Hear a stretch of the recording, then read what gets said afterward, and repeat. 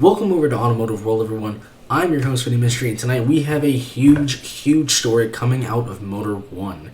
And we have it regarding Toyota and Lexus. On the Grand Highlander and the Lexus TX, we have some airbag issues which are causing a stop sale for the vehicle. This is really big on these two models specifically. These are really popular models. They're really big, volume units for Toyota. They hit a lot of the key demographics that everybody wants in a vehicle: SUV, luxury, fuel efficiency. These vehicles, these two specific models, are really big for a huge reason. We have the news coming out of Motor One here from Jeff Perez. We'll have a link down below so you can check out his article, but we're going to go through it here. As of June 20th, we can say today is the 22nd. By the time this video comes out, this is actually going to be about 3 days old, but as of June 20th, 2024, Toyota is issuing a stop sale on the Toyota Grand Highlander and the Lexus TX over airbag issues. Obviously, with a stop sale like this is something that Toyota, no manufacturer really ever wants to issue that, so obviously they don't really want to talk about it too much. It's not necessarily a bad thing, it's just, you never want that kind of press. But according to Toyota here, the driver's side curtain airbag may not deploy in a crash with the driver's window rolled down. The airbag located just above the window near the driver's head is designed to protect the upper body in an event of a crash. Obviously, when a window is rolled down, the window goes into a compartment, but regardless of the window going up or down, airbags still have to function. Airbags are built in with design and redundancy, so even when you do have a window down, or if, necessarily on certain vehicles that are meant to be driven open, obviously there's a little bit more danger there, but airbags and vehicle safety is designed to still essentially kind of mitigate those issues. So the fact that we have that airbag, which may not deploy in the crash with the driver's side window rolled down, this is really big. And it affects your head. I mean, obviously every part of your body is important, but your head is your most important part of your body. I mean, you can get an injury or a broken hand or a thumb or something. That you can recover from that, but a serious, head injury, this is really big. And this is a really big recall as well, because this recall affects 145,000 just about potential units of Grand Highlander and TX built for the 2024 model year. Really big, because obviously 2024 model year is a current model year. Both of these vehicles are combined in terms of potential units, but about 145,000 Grand Highlanders and TXs, most of them going to be Grand Highlanders just because of, the badging and the price range and the price bracket that the Grand Highlander would be in versus the TX. But this is a big recall, especially for a 2024 model year. This is, you could almost argue, that's like almost every single one. This is a really big recall. Current owners of 2024 Grand Highlanders or TXs will be notified by mid-August. That's also when they say that they will have a fix out. Toyota is notifying them of a fix by mid-August, so obviously there isn't a solution yet. They're aiming by mid-August that they will have a solution, but obviously that can be delayed, or it can also be accelerated if they find something sooner. And obviously if they find something sooner, they will want to bring that to the market sooner so we can lift that stop sale.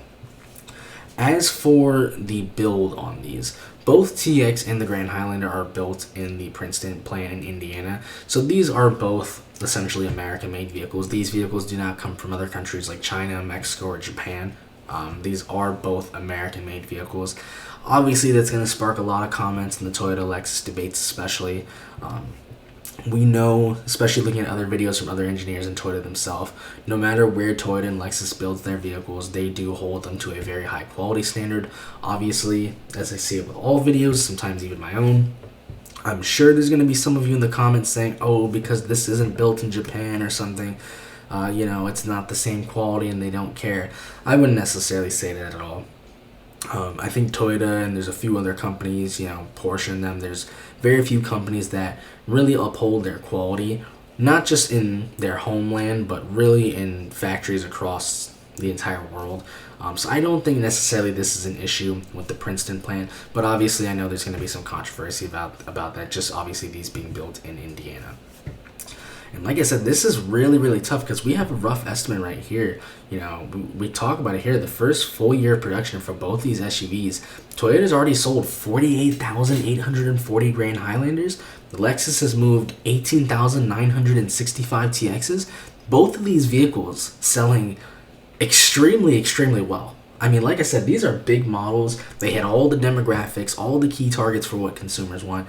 These are really, really big models. And like I said, obviously the Toyota model is going to be cheaper, so that model is going to sell more. But, you know, like I said, this is a really, really big thing. A lot of units. These are very, very popular SUVs. And a lot of time, if you've watched any of my sales videos when we cover sales, 48, I mean, that's a lot of vehicles. There's a lot of mainstream vehicles, you know, three-row SUVs and things like that are way, way less expensive than this vehicle. And yet this vehicle, I mean, like I said, Toyota and Lexus, they sell a lot of these vehicles. And so this is really, really big. And obviously both of these vehicles have a very, very similar platform. Both of them use the turbocharged 2.4 liter 4-cylinder engine. The Grand Highlander has that hybrid max option, as we've seen on other type of Toyota vehicles, mainly being the trucks and things. Theirs, with that option, makes 362 horsepower, which is really a nice amount of horsepower. Like I said, both of these, you know, I talked about key figures. Both of these have very, very inspiring and very enthusiastic powertrains, and we even see that on the TX as well. The TX plug-in hybrid option gives you up to 406 horsepower. And the Grand Highlander starting at under $45,000, and the TX costing $55,000, a little bit over. So, like I said, both of these are premium. They are premium vehicles. You know, they're not aiming to be cheap vehicles. These are. Is it going to be as nice as some of the other, you know, bigger Lexuses? Absolutely not. Or the bigger Toyotas like Sequoia and things? Absolutely not. But they are premium vehicles. They are, you know, great build quality. They look pretty decent. They give you amazing efficiency. Three-row SUVs, hitting all the demographics. And like I said, whether you get the Lexus or the Toyota, if you get either of those hybrid models, you're not only going to get the efficiency, but you're getting a very enthusiastic and a very exciting powertrain. I mean, even on a vehicle like this, 362 horsepower, that is, I mean, I'll be honest, that's plenty of power. And like I said, on that plug-in hybrid combined up to 406 horsepower, especially given the demographic that these aren't meant to be performance vehicles. And generally, you know, the type of people who buy a Toyota and buy this specific vehicle, just like with Lexus, that is plenty of power. I mean, like I said, these are actually legitimately nice, exciting vehicles. Obviously, you know, using that 2.4 liter 4-cylinder, you know, we missed the V6s and things like that. But like I said, these vehicles are extremely popular. They hit all different demographics. They hit a lot of key targets, and that's why these things are so popular.